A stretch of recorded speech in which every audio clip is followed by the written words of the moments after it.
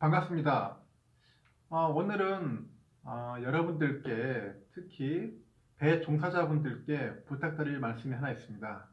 요즘 뉴스에 보면은 특히 어선이나 일반 선박에 대한 불법 개조에 대해서 관련된 그런 이야기들이 많이 나오고 있고, 그런 뉴스들로 인해서 우리 국민들한테 불안감을 증폭시키고 있습니다. 따라서 이런 문제점에 대해서 한번 여러분들께 간략하게 한번 소개를 드리고 당부의 말씀을 한번 전해드리고자 합니다.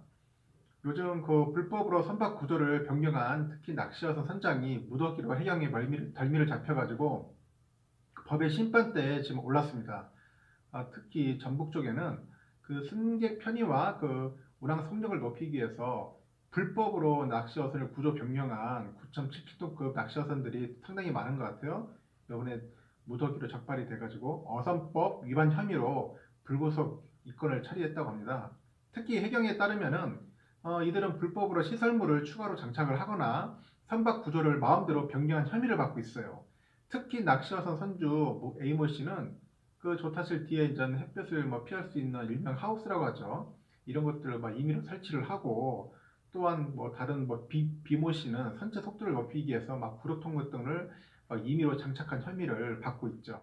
이번에 그 해경에 적발된 선주들을 보니까 낚시어선 가운데 가장 많이 사용되는 9.77톤급의 그 경우에 보면은 선장과 그 이용객을 포함해서 정원이 22명인 승선 인원에 비해서 공간이 부족해요. 시설도 확충도 이렇게 보면은 협소한데, 일단은 검사를 통과하고 나서 이제 다시 조선소에 이제 선체를 개조를 하거나 이런 편법들을 동원을 해가지고 이런 부적합한 그런 사항들이 발견이 되고 조사를 받고 적발이 돼가지고 결국 경찰 수사를 받게 되는 겁니다.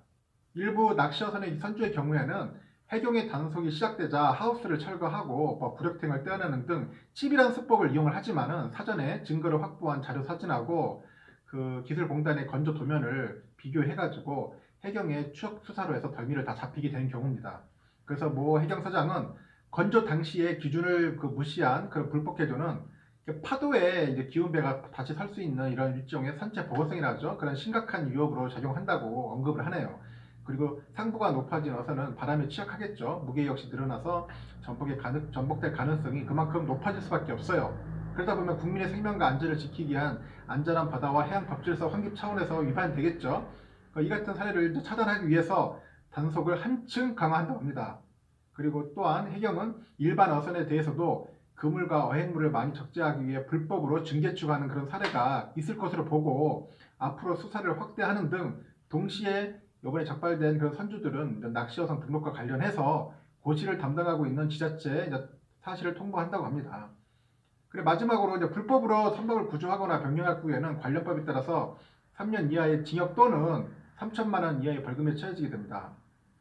앞으로 이런 사실들이 뉴스로 나오지 않길 바라고 기대하겠고요. 또한 이런 불법 개조나 이런 증개축 같은 것들은 조심을 해야 합니다.